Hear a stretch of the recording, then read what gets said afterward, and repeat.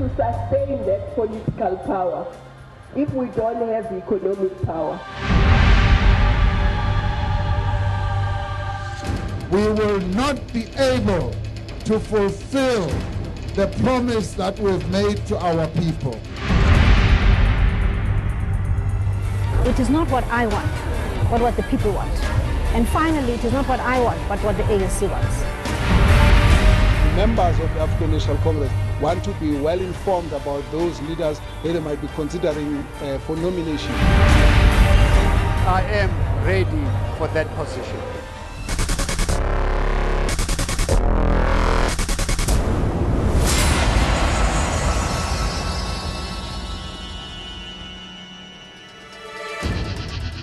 Less than 35 days for the much-awaited ANC National Elective Conference. The die is cast and the stakes are high. Rivals for the coveted position are pulling out all stops, and the only casualty is the much-coveted ANC unity. Even President Jacob Zuma acknowledging the divisions due to contestations and urging for restraint at a recent public gathering.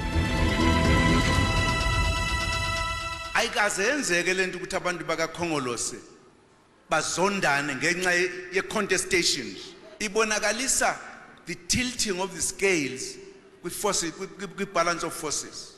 Asingakuvumeli ukuhlukaniswa phakathi, asingakuvumeli ku-ANC, asingakuvumeli kwi-alliance.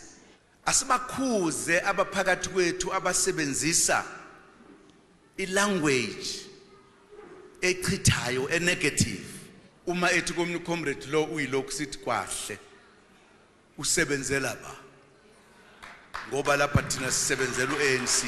I-unity therefore is a critical element of the existence of the ANC. Kunento okuthiwa ama-factions sesisebenza ngawo sengathi into official engekho official. Siwaqeda kanjani? Angizukusho ke lokho manje ngoba ngemva kwenkomfa ngizolishumala livangeli kungasashiya ukuthi ngilishumala ngoba ngifuna isikhundla. Sekwaziyo ukuthi no ngilishumayeliswa uthando lukaKhongolose. But unity in the movement remaining elusive. Instead, the season of dirty tricks taking center stage with interested parties, including the media, taking sides and adding to the chaotic divisions. Scandals, exposés, even books flying off the shelves in the murky fight.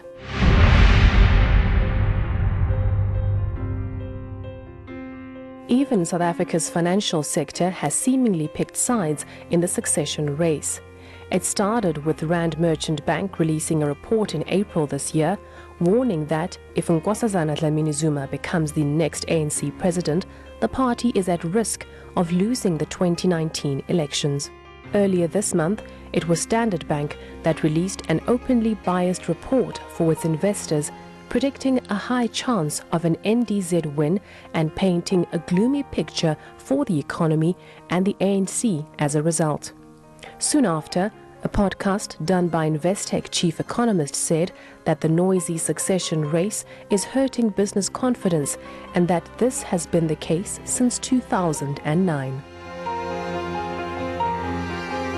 The issue we have in South Africa is that when we have noisy statements come out, statements which perhaps are very populist, which could undermine businesses' ability to operate successfully, then you start to see a loss of confidence. And if that persists for a long period of time, and it's certainly ramped up since 2009 and been ongoing for a long period of time, then you tend to actually get, a persistent drop in business confidence, and it's well below the 50% mark. The majority of businesses, over 60% in South Africa, have been dissatisfied with business conditions since 2009. And this has now recently escalated to, a substantially higher figure, closer to 70%. So this is very worrying, and that is the consequence of uncertainty. So companies, businesses need to be able to price risk and return. When risk or uncertainty rises dramatically because of constant communication of perhaps new thoughts or possible new policies or new policy suggestions coming out, or the actual policies themselves coming out, because of such turbulence and change coming through constantly, it makes it very difficult for businesses to price the risk. Yeah. And of course, then it makes it difficult for them to evaluate their rate of return. So in that type of environment, businesses typically hold back. But if they've been holding back increasingly since 2009. The most telling was the openly biased report released by Standard Bank on the implications for Nkosazana Dlamini-Zuma win. Here are a few pointers from the report that illustrate the bias. It said that Dlamini-Zuma win will trigger a series of clear and mostly negative political and economic consequences. In contrast, it says that if middle road presidential candidates drift towards CR17, a pro-reform December outcome will be bolstered. Lamenting an NDZ win, the report said that it will deliver a message of patronage continuity to the market, making downgrades inevitable. On the other hand, the report said that a Ramaphosa win will signal executive support for important reform initiatives. The report further added that an NDZ win will severely limit Finance Minister Gigaba's room to engage in meaningful SOE reform, adding that a win for Ramaphosa will allow for selective sale of certain state assets. The report adds that if NDZ wins, it would inspire a split in the ANC and the tripartite alliance next year. In contrast, it says that should Ramaphosa win, the SACP may rescind its decision to contest 2019 alone.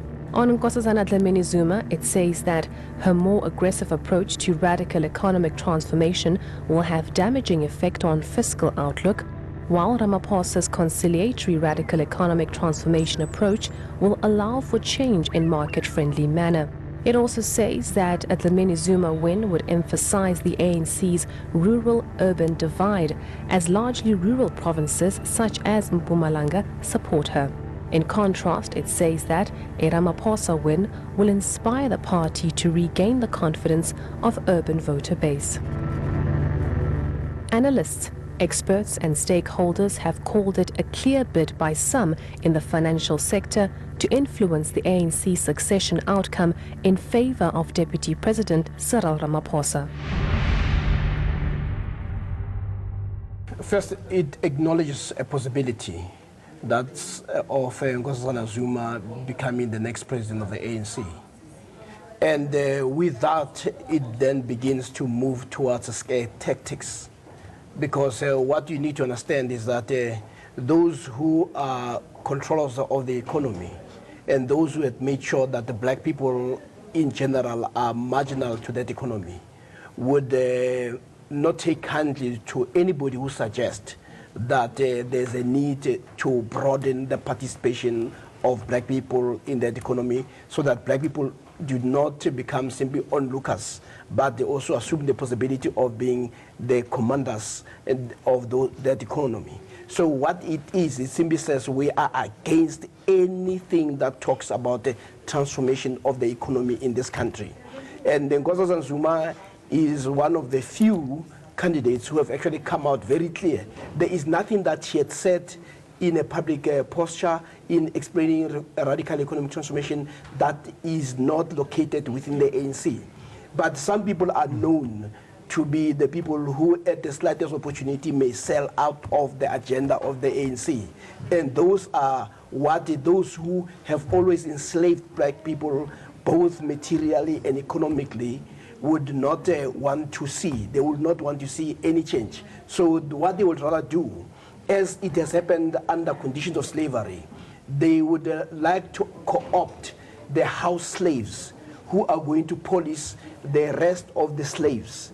Under apartheid, we had people who were co-opted to serve the masters to continue to suppress. So what the document is saying, and this is what black people must hear, the document is saying, we fear this woman because this woman stands for the interest of black people. We want a black person who is going to protect white interest, white supremacy. And most importantly, these are the same people who will be telling you about Mandela. I must urge people to go back to read what Mandela says in the Rivonia speech, to say the biggest challenge of South Africans and South African politics is white supremacy. And unfortunately, we dropped the ball instead of addressing that matter. It's also an indication that Dr. Nkosazana Dlamini Zuma are doing the right things, because Standard Bank stands for the status quo. They stand for white monopoly capitalism. They have themselves made themselves guilty of severe collusion in this country, and they have to be kept responsible for those activities. Now they do not want to see radical economic transformation in South Africa. And because they do not want to see it, they come up with a report that they try to present to us as a so-called academic report. What we have is a piece of propaganda to undermine Dr. Nkosazana Dlamini Zuma, to decampaign her, and to promote Mr. Cyril Ramaphosa. That is the reality, and we need to start calling it by the name. And we need to ask ourselves, why is Dr. Nkosazana Dlamini Zuma being maligned by reports like this and by banks with the checkered record that Standard Bank has? And the answer is because she challenges the fundamentals of white monopoly capitalism. Some, like Transform RSA, expressing shock at what they call brazen political interference in politics from the institutions of capital. We are quite shocked as Transform RSA to actually note with serious concern that we have now a new wave of political interference coming out from institutional organizations that are controlling capital in South Africa. For Standard Bank to release a report that speaks directly in terms of influencing the political outcome of a process which is related to politics within an organization is quite concerning. As South Africans, these are kind of trends that we must start watching very carefully with an alarming rate, to say that it is not okay for institutions such as the banks in South Africa to start meddling in political affairs. As a nation, we should be worried why would financial institutions get so much want to be involved in electing a political leader of a political party, in making comments and trying to influence economic situations of the country. That is normal, as I've said at the beginning, and it can be done in various forms. But at the moment, I think they've gone too far, they've overstepped their mark. I've listened to the economist of Investec. I think she's actually arrogant. I think she's undermining the intelligence of politicians in South Africa. In my view, she has actually insulted MPs in South Africa to say they're just a bunch of noisemakers and therefore they don't have political standing to can give investor confidence. I think that's very arrogant of her to can say such.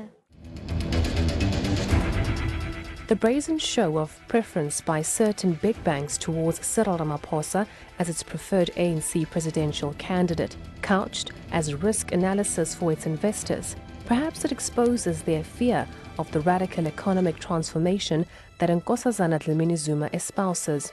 It's no secret that Dlamini Zuma is bent on implementing policies aimed at addressing inequalities when she becomes ANC president. In an exclusive interview with ANN7, Dlamini Zuma herself saying that she's not surprised by the lack of support from the big bank. I do not do things that are irrational. I do not do things without discussion. I do not do things that are illegal. When I was foreign minister of this country, I dealt with investors. So it's nothing new that I will have to do. The investors are not an end in themselves. The investors we need to grow the economy so that our people can have a better life. I've never done so before. They never endorsed me when I was Minister of Health. They never endorsed me when I was Minister of Foreign Affairs. They never endorsed me when I was Home Affairs. So what's new? What's new? They've never endorsed me. I've never worked for them. I struggled for the people of this country. I struggled for freedom. They never did. The banks themselves merely echoing what billionaire Johan Rupert said a month ago, that radical economic transformation is just a code word for theft. Dlamini Zuma calling out Rupert for his misplaced understanding of the term.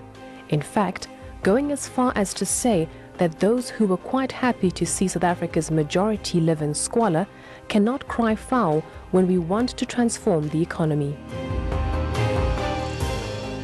I think that really should be condemned with the contempt it deserves.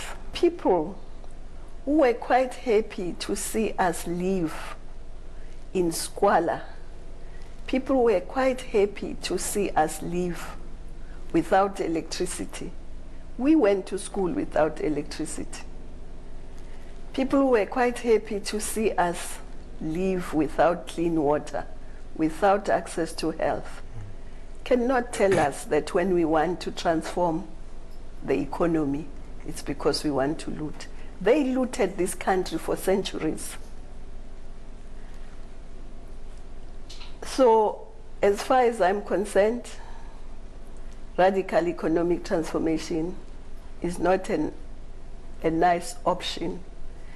We have no option but to transform this economy. And I also want to just say, whoever says that, Rupert and others, people can accuse me of many things, but not of corruption, not corrupt. I don't loot government coffers. I've never done so, I will not do so.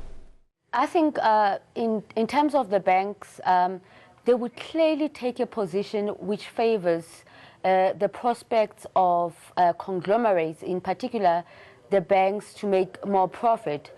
I don't think that anyone would be surprised that Standard Bank, for example, would take a position which would say one candidate in particular who has the possibility to lead the country, for example, would bring down investor confidence. Banks are in the making of making money. They're not in the business of ensuring that the lives of the poorest of the poor change for the better. So the position that they have taken, which is quite biased, and for many people who bank with banks like Standard Bank, it should be worrisome that they would want to dictate the kind of leader who should lead the ANC and the country. Close watchers of the ANC succession race calling the bank's pro-Ramaphosa bias their bid to see one of their own at the helm of the ruling party. We should never forget as a nation that Mr. Ramaphosa himself, despite being the leader of the ANC, he is primarily a business person. He is well invested in business. He's got large amounts of multi-billion rands investments in various businesses in the country, including the banking sector through Bidvest. And therefore, I think the banks will be much more comfortable to have one of them, and Mr. Ramaphosa being a banker, being a business person, a miner, and everything else that we can think of. He is more of a business person than a politician.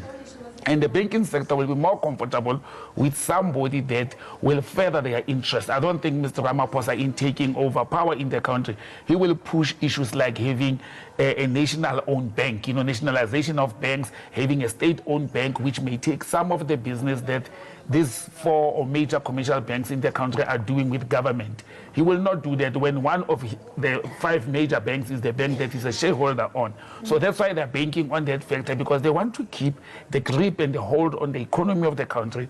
They want to keep the grip and the hold on financial transactions of the country. When you are a financial institute or you are an investor, you don't look at an individual in the party, you look at the policy of the party. Now, Dlamini Zuma and Cyril Ramaphosa are not supposed to be talking separate policy positions, because it's the policy position of the ruling party, not of individuals.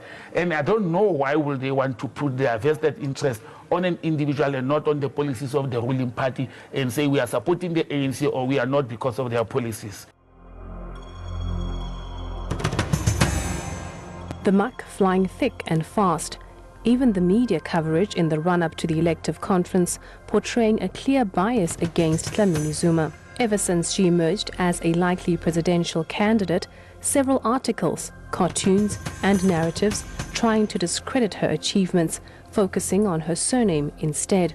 Nkosazana Dlamini Zuma coming out all guns blazing against the derogatory references.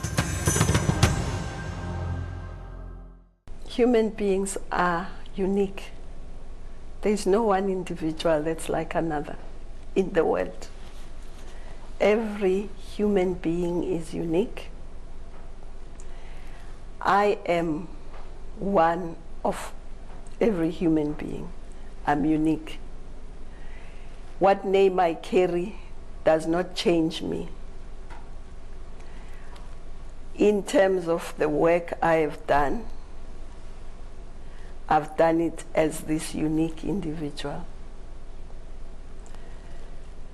My record is there for everyone to see. I've done it without fear or favor. I've done it even without fear of the people we are mentioning, the monopolies. Some analysts saying it is unfair to brand and equate Nkosazana Dlamini Zuma with her surname instead of her track record. It's quite unfair for anybody to judge her on the basis of the surname she carries, because in the ANC we join voluntarily.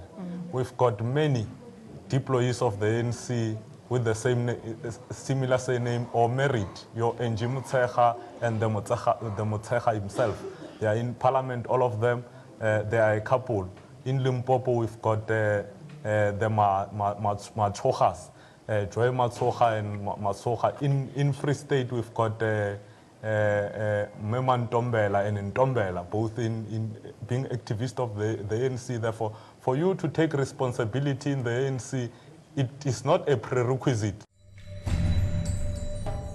The season of dirty tricks not sparing anyone. Barely days before the December conference, a book by journalist Jacques Paul hits the shelves and stokes yet another controversy. Paul, in his book, makes startling allegations against President Jacob Zuma about an alleged tax evasion, also alleging that Nkosazana Dlamini Zuma's campaign is funded by tobacco businessman Adriano Mazzotti. For as long as the African National Congress, as the governing party, refuses to be decisive, refuses to take a responsible approach to guarantee the sovereignty of this nation by ensuring that the media is regulated so that there are boundaries to ensure, to demand no less from the media that whatever is published or broadcast, it must be truthful, it must be factual.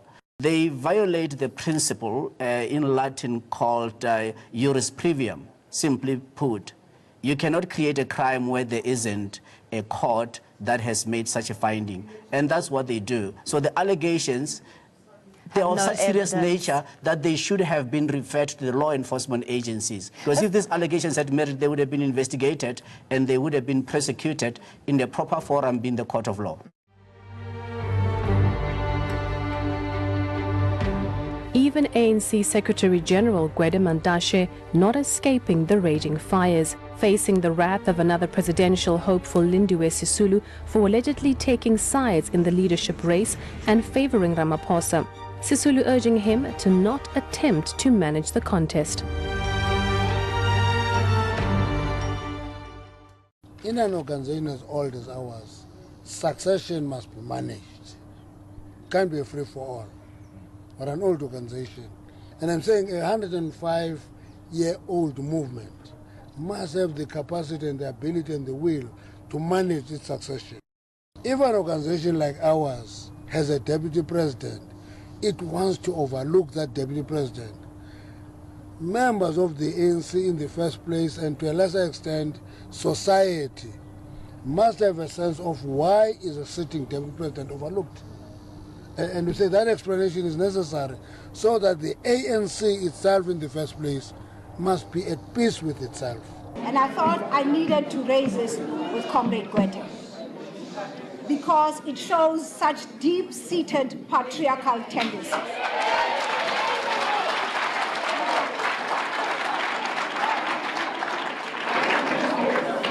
And it is so deep-seated that he can actually verbalize it and not even be embarrassed about it.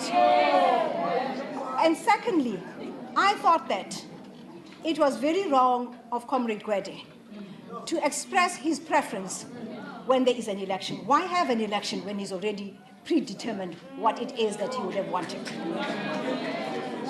I would like to see an ANC whose constitution says that if the office of the Secretary General is running the election or the conference for the elective conference, then the Secretary General should be as neutral as possible.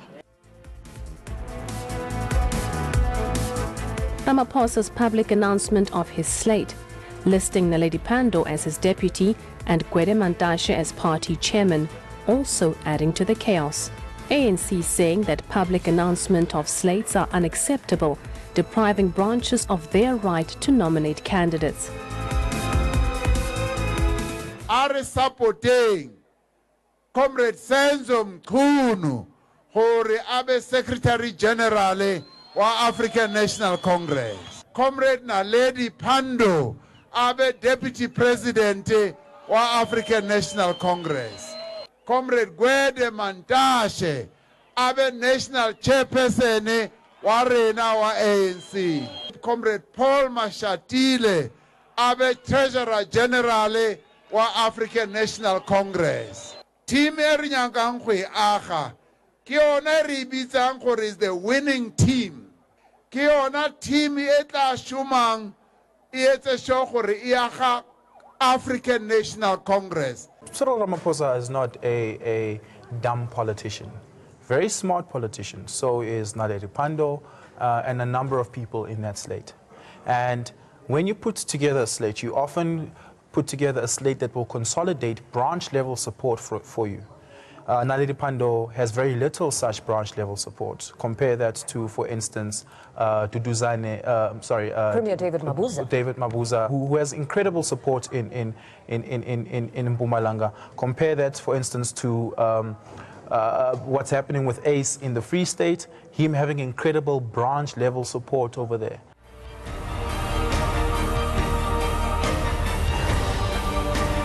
There's no doubt that as the date of the national conference nears, the succession race is getting murkier. It certainly seems to be all boiling down to the two front-runner candidates, Nkosazana Dlamini-Zuma and Cyril Ramaphosa. With Ramaphosa leaving out Kingmaker and Mpumalanga Premier David Mabuza from his slate announcement, some number crunchers believe that the scales have tilted heavily towards Nkosazana Dlamini-Zuma, who also has the backing of key ANC structures, including the Women's League, the Youth League, and the MKMVA.